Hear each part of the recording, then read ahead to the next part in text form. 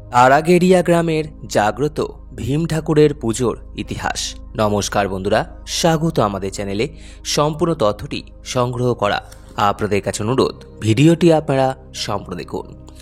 মহাভারতের কাহিনীর অন্যতম বীর চরিত্র ভীমকে লৌকিক দেবতা হিসাবে পুজো করা হয় গ্রাম বাংলার বিভিন্ন এলাকায়। কোথাও জমির রক্ষাকর্তা হিসাবে, কোথাও বলশালী হিসাবে, কখনো বা মহামারী থেকে আরোগ্য কামনায় ভীমের পুজো করা হয়। প্রায় ৩০০ বছরের প্রাচীন এই জাগ্রত ভীম ঠাকুরের পুজো হয় তারাগেরিয়া গ্রামে। তারাগেরিয়া গ্রামের ২২ ফুট উঁচু ভীমের মূর্তির গলায় ও হাতে ঝোলে অসংখ্য টাকার মালা ও বাতাসার মালা। এখানে প্রতি বছর মহাভারতের ভীমের নানান কাহিনী তুলে ধরা হয় মণ্ডপে। প্রথমে খড়ের চালা দেওয়া অস্থায়ী মন্দির করে ভীমের পুজো করা হতো।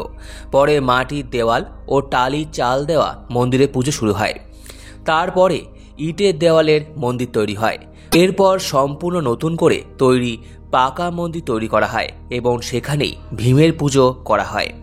পূর্ব মেদিনীপুর জেলার সদর তমলুক শহর থেকে মাত্র ৩ কিলোমিটার দূরে হলদিয়া মেচেদা রাজ্য সড়কের পাশে ব্যবত্যাহাট সংলগ্ন তারাগেরিয়া গ্রামের ভীম পুজো।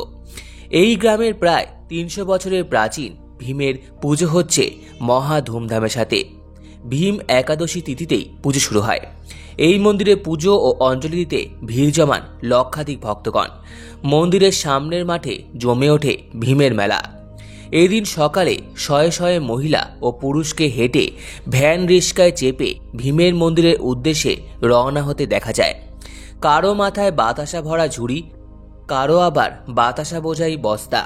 ভীম মন্দিরের প্রাঙ্গণে জড়ো হওয়া হাজার হাজার ভক্তের সামনে মানতের এই বাতাস ছড়ানো হয়। মন্দিরের পাশে পুকুরে স্নান করে দণ্ডিপা খান অসংখ্য ভক্তের দল। ভক্তদের বিশ্বাস, এই মন্দিরে মানত করলে তাদের সমস্ত মনস্কামনা পূরণ হবে। লোকমুখে এই ভীমের মেলার প্রসার ক্রমশ বাড়ছে।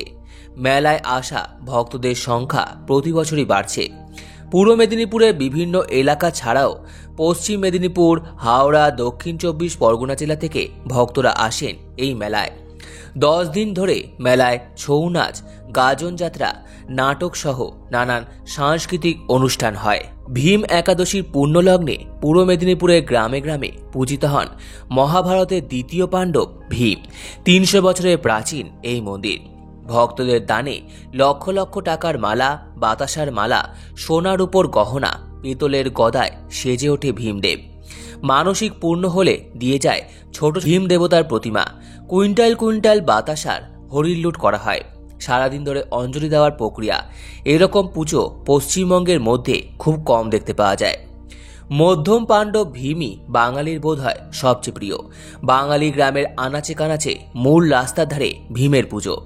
দুই দিকে পা দিয়ে দাঁড়িয়ে আছে ভীম, প্রকাণ্ড মহিরুহের মতো, কাঁধে মস্ত গধা। পূর্ব মেদিনীপুরে কুলবেড়া বা নন্দকুমারের তারাগেরিয়া গ্রামের ৩০০ বছরের ঐতিহ্যবাহী ভীম পুজো ও মেলা। পশ্চিম মেদিনীপুরের বিদ্যাসাগর বিশ্ববিদ্যালয় ২য় নম্বর গেটের উল্টো দিকে ৪ বছর আগে শুরু হয়েছে ভীমের পুজো।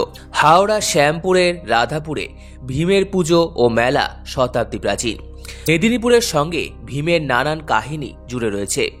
গড়বেতার গণগণিতে ডাঙায় ফসিল হওয়ার গাছের পাথুরে কাঠামোকে লোকে বলে বক রাক্ষসের পাঁজর। আগে এই অঞ্চলের নাম ছিল বগরি পরগনা। বগরি এসেছে বকডিহি থেকে। বক রাক্ষসের ডাঙা গণগণির ডাঙাতে হয়েছে ভীম আর বক রাক্ষসের তুমুল মল্লযুদ্ধ। শিলাবতীর অপর পারেই রয়েছে একচড়া গ্রাম। মহাভারতের যুগের স্মরণে কেউ বলেন এটাই সেই একচক্রা গ্রাম, যে গ্রামে অজ্ঞাতবাসকালে আশ্রয় নিয়েছিলেন পঞ্চপাণ্ডব। মেদিনীপুর ছাড়িয়ে রাঙামাটি প্রান্তে গোপগড়। বিশ্বাস, এই গোপগড়ই বিরাট রাজার রাজধানী।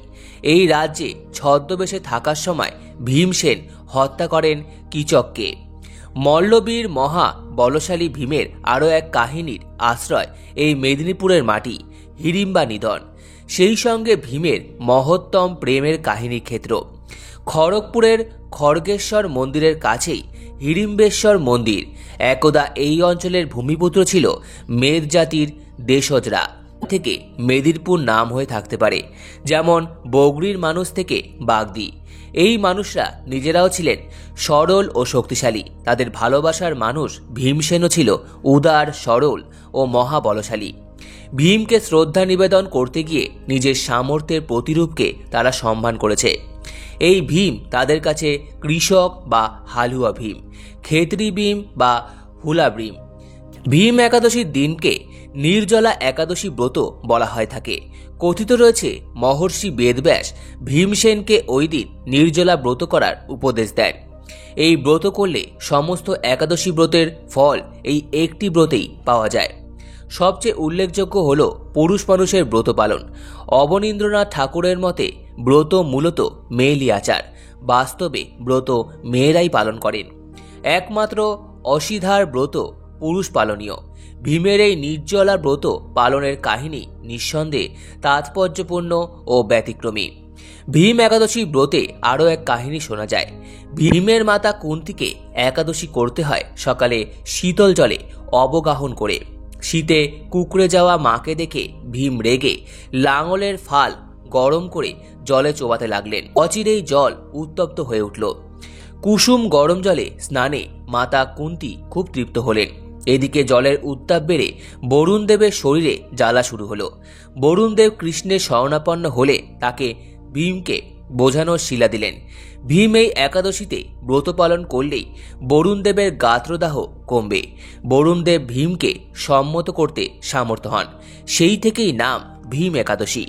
সম্পূর্ণ ভিডিওটি দেখার জন্য আপনাদের সকলকে অসংখ্য ধন্যবাদ। ভিডিওটি ভালো লেগে থাকলে লাইক, কমেন্ট, শেয়ার এবং চ্যানেলটিকে অবশ্যই সাবস্ক্রাইব করুন। ধন্যবাদ।